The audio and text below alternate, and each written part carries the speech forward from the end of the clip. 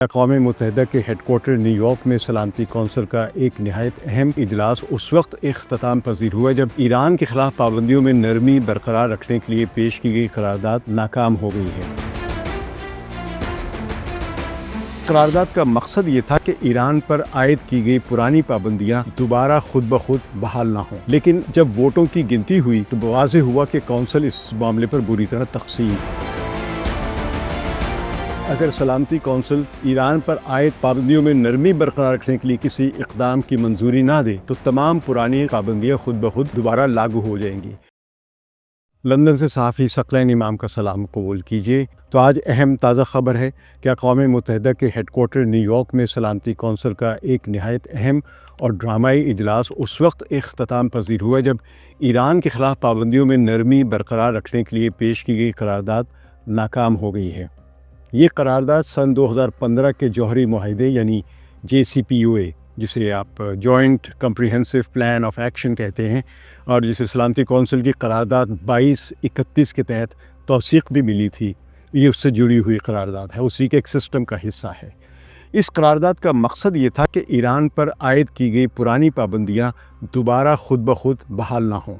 لیکن جب ووٹوں کی گنتی ہوئی تو واضح ہوا کہ کونسل اس معاملے پر بری طرح تقسیم ہے۔ 9 ممالک جن میں امریکہ، برطانیہ، فرانس اور ان کے یورپی اتحادی یعنی ڈنمارک اور سلووینیا اور سیریلیون اور پاناما، یونان اور صومالیہ، ان ممالک نے اس قرارداد کے خلاف ووٹ ڈالے، جبکہ صرف 4 ممالک یعنی چین، روس، پاکستان اور الجزائر، انہوں نے اس کے حق میں ووٹ دیا۔ یوں یہ قرارداد ناکام ہو گئی ہے، یعنی اس ناکامی کے نتیجے میں وہ شق حرکت میں آ گئی ہے جسے سنیپ بیک میکانزم کہتے ہیں۔ یہ ایک نہایت متنازع طریقہ کار ہے جو سن 2015 کے قرارداد میں شامل کیا گیا تھا۔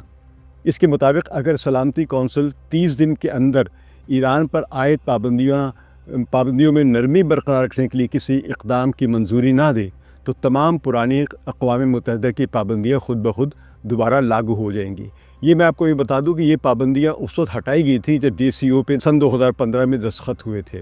اور یہ تھا کہ آئندہ 10 سال تک کے دوران اگر کبھی یہ کوئی رکن محسوس کرے، اس سائن کرنے والے JCPOA پہ دستخط کرنے والا کوئی ملک یہ محسوس کرے کہ ایران نے خلاف ورزی کی ہے، سگنیفیکنٹ یعنی نمایاں قسم کی خلاف ورزی کی ہے، تو ایران پر دوبارہ سے پابندیاں عائد کرنے کی قرارداد موو کی جا سکتی ہے۔ تو ابھی حال ہی میں برطانیہ، فرانس اور جرمنی نے، جو کہ اس قرارداد کے سگنیٹریز تھے، انہوں نے یہ قرارداد موو کی، اور اس کو آج امریکہ اور دوسرے اس کے اتحادیوں کی مدد سے اس قرارداد کو روک دیا گیا جو کہ چین اور روس اور الجزائر وغیرہ نے پیش کی تھی اور پاکستان نے، یعنی اس کے تحت ایران پر سے وہ پابندیاں ہٹ گئی تھیں جب، وہ ابھی بھی ہٹی رہیں گی، لیکن کیونکہ یہ قرارداد ان کی ووٹوں میں ہار گئی ہے، شکست ہو گئی اس قرارداد کو، تو اس کا مطلب ہے کہ JCPOA سے پہلے کی جو پابندیاں ایران پر آئی تھی وہ دوبارہ سے بحال ہو گئی ہیں۔ تو عام ناظرین کے لیے یہ طریقہ ذرا سا پیچیدہ معلوم ہو سکتا ہے، لیکن سادہ زبان میں یوں سمجھیے کہ سنیپ بیک ایک قسم کا ایک بٹن ہے، مین سوئچ ہے۔ جب ایران نے اپنی جوہری پروگرام پر پابندیاں قبول کیں تو اقوام متحدہ کی طرف سے اس پر عائد بہت سی اقتصادی اور تجارتی پابندیاں اٹھا لی گئی تھیں، لیکن اس وقت مخالفین کو مطمئن کرنے کے لیے یہ شرط شامل کی گئی تھی کہ اگر معاہدے کے کسی بھی فریق کو لگے کہ ایران اپنی ذمہ داریاں پوری نہیں کر رہا ہے تو وہ سلامتی کونسل کو مطلع کرے گا۔ ایک بار ایسا نوٹیفیکیشن دیا جائے گا تو اس کے 30 دن کے اندر سلامتی کونسل کو فیصلہ کرنا ہوگا کہ یہ پابندیوں میں نرمی کو برقرار رکھنا ہے یا نہیں۔ اگر اس دوران کوئی قرارداد منظور نہ ہو جائے تو پرانی پابندیاں خود بخود بحال ہو جاتی ہیں۔ تو اس پر کسی مستقل رکن کا ویٹو بھی نظر انداز نہیں ہوتے، یعنی جب یہ فیصلہ کیا گیا تھا JCPOA میں، آرٹیکل اس کے 25 میں یہ رکھا گیا تھا، تو اس میں یہ طے کیا گیا تھا کہ اس معاملے پر ووٹنگ کے وقت سلامتی کونسل کے کسی رکن کا جو عمومی طور پر ویٹو کا حق ہوتا ہے وہ ویٹو کاؤنٹ نہیں ہوگا، صرف ایک ووٹ کاؤنٹ ہوگا۔ تو اس طرح اس پر ویٹو آج امریکہ کا کاؤنٹ نہیں ہوا، نہ برطانیہ کا، نہ فرانس کا، لیکن ان کے ووٹوں کی تعداد کیونکہ 9 تھی، اور اس قرارداد کے حق میں جو کہ ایران کو بحال کر رہی تھی، اس کی پابندیاں جو تھی وہ اس پر ہٹا رہی تھی، اس کی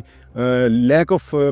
سینکشنز ختم کر رہی تھی، وہ جو قرارداد انہوں نے پیش کی تھی وہ ناکام ہو گئی، لیکن اس پہ پابندیاں بحال کر رہے ہیں، یعنی سنیپ بیک پرانی پابندیاں دوبارہ سے بحال کرنے کا جو نوٹس ہے وہ بحال ہو گیا ہے۔ تو اب ایک لحاظ سے کاغذی طور پہ اس جو بھی ہم دیکھ رہے ہیں کہ جو اس میں طے کیا گیا ہے، یعنی اس کی طرف سے امریکہ برطانیہ وغیرہ نے جو طے کیا تھا، وہ ان کی جو پابندیاں ایران پر لگی تھی اب وہ پابندیاں بحال ہو گئی ہیں۔ تو آپ یوں سمجھیے کہ اس بار یورپ کے 3 بڑے ممالک یعنی برطانیہ، فرانس اور جرمنی، جنہیں اجتماعی طور پر E3 بھی کہا جاتا ہے، انہوں نے باقاعدہ یہ دعویٰ کیا کہ ایران بڑی یعنی سگنیفیکنٹ کو خلاف ورزی کا مرتکب ہوا ہے۔ انہوں نے یہ نہیں بتایا ایگزیکٹلی کہ کیا سگنیفیکنٹ ہے اور نہ اس پر کوئی قانونی کارروائی یا نوٹس دینا مناسب سمجھا ہے، اور اسی بنیاد پر انہوں نے سنیپ بیک میکینزم کو فعال کر دیا، یعنی ایکٹیویٹ کر دیا ہے۔ ان کے مطابق ایران اپنی ذمہ داریوں کو مکمل طور پر ادا نہیں کر رہا ہے، لہٰذا قرارداد ناکام ہو جانے کے بعد ایک اور منظر بھی سامنے آیا ہے، یعنی یہ پابندیاں لگی لیکن ساتھ ساتھ ایک نیا ایسا صورتحال بنی ہے جس میں یہ بظاہر تو سنیپ بیک ایکشن کے ذریعے یہ ایکٹیویٹ ہو گئی ہیں پابندیاں ایران کے اوپر، لیکن ایک اور منظر بھی سامنے آیا ہے، وہ یہ کہ چین اور روس نے اس ریزولوشن کے ناکام ہونے کے بعد جو ان کی جانب سے پیش کی گئی تھی ایک مشترکہ بیان جاری کیا ہے جس پہ اعلان کیا کہ وہ سنیپ بیک اس میکینزم کو غیر قانونی اور کالعدم سمجھتے ہیں اور کسی بھی صورت میں ان پابندیوں کو تسلیم نہیں کریں گے، یعنی انہوں نے سیکیورٹی کونسل کے اس فیصلے کو قبول کرنے سے انکار کر دیا، اس کو غیر قانونی کہا ہے۔ دونوں ملکوں نے یہ بھی کہا کہ وہ ایران کے ساتھ اپنا تجارتی اور اسٹریٹجک تعاون مکمل طور پر معمول کے مطابق جیسا پہلے کرتے آ رہے ہیں وہ جاری رکھیں گے۔ ماہرین کے مطابق ایران کو پہلا فائدہ یہ ہے کہ وہ دنیا کو یہ باور کرا رہا ہے کہ چونکہ 2 بڑے مستقل اراکین یعنی چین اور روس اس کے عمل کو غیر قانونی قرار دے رہے ہیں، یعنی سنیپ بیک میکینزم کے عمل کو غیر قانونی قرار دے رہے ہیں، لہٰذا یہ پابندیاں عالمی سطح پر کوئی حقیقی جواز نہیں رکھتی ہیں۔ دوسرا فائدہ یہ کہ چین اور روس دونوں نے کھلے عام کہا ہے کہ وہ ایران کے ساتھ توانائی، دفاع، تیل، گیس اور تجارت کے معاملات کو بغیر کسی رکاوٹ کے آگے بڑھائیں گے۔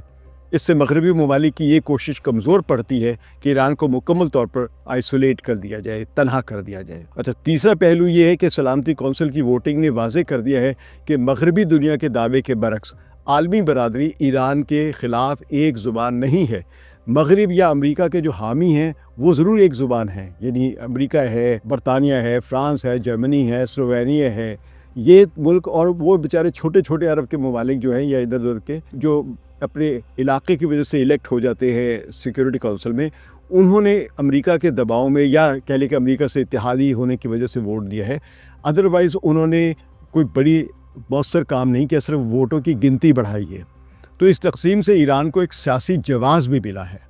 اور یورپ کو مشکل صورتحال کا سامنا بھی کرنا پڑے گا، کیونکہ یورپ کی پہلی کریڈیبلٹی غزہ میں جنگ کی وجہ سے، اسرائیل کی ایک انکنڈیشنل حمایت کی وجہ سے خراب ہوئی ہے۔ تو اب اس معاملے پر ان کے لیے ایران پر مزید پابندیاں یا ان کو جاری رکھنا جو ہے عملی طور پہ یا قانونی طور پر مشکل ہوگا۔ تو ایران پر بین الاقوامی ایٹمی توانائی ایجنسی IAEA کے ذریعے دباؤ بڑھایا جا سکتا ہے، یہ بھی ان کا ایک حربہ ہے،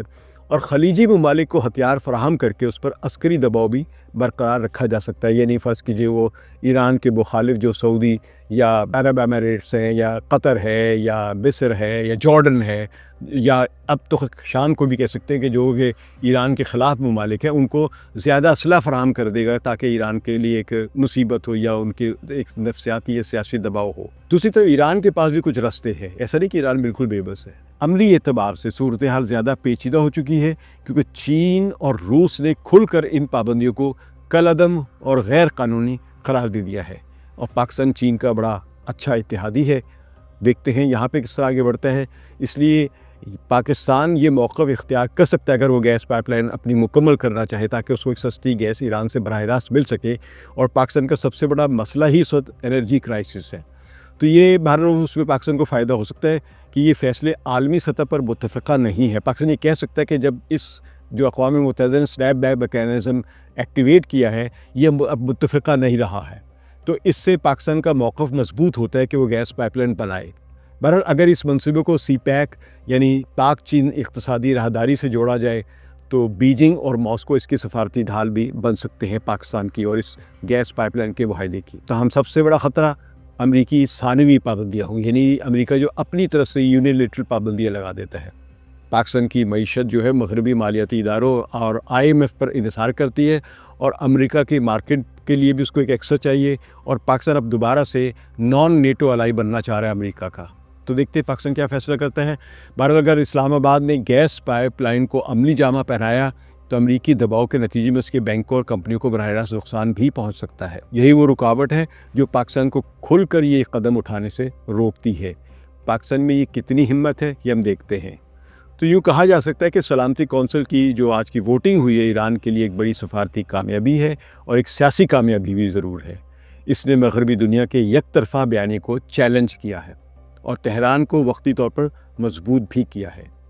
लेकिन ज़मीनी हकीकत यह है कि अमरीकी मालियाती ताकत और सानवी पाबंदियों का ख़तरा अब भी कायम है। अब भी अमेरिका दुनिया की सबसे बड़ी फ़ौजी ताकत है। इस खत्ते में यानी गल्फ़ में अमेरिका का सबसे बड़ा फ़ौजी अड्डा सेंटकॉम मौजूद है। तो इस ऐसी हालत में पाकिस्तान जैसे ममालिक जो कि अमेरिका के इत्तेहादी हैं, उनके लिए एक मौका भी है और एक ख़तरा भी है। ईरान चाहे तो अपनी पोजीशन मुस्तहकम समझ रहा हो, लेकिन अमली सतह पर मगरिब के पास दबाव डालने के कई तरीक़े अब भी बाकी हैं। ये दूसरे ममालिक तय करेंगे कि आया वो चीन और रूस की तरह सरकशी दिखाते हैं, जुर्रत दिखाते हैं, या वो यूरोपीय इत्तेहादियों की तरह जो अमेरिका के हैं फ़ौरन उसके कहने पर ईरान के साथ पाबंदियां बरकरार रखते हैं। ये तज्ज़िया आपको कैसा पसंद आया, इस पर हमारी इस वीडियो के नीचे कमेंट ज़रूर कीजिएगा और बराए मेहरबानी इसको लाइक भी कीजिए ताकि सब तक पहुंच सके और दूसरे साथियों के साथ शेयर भी करें।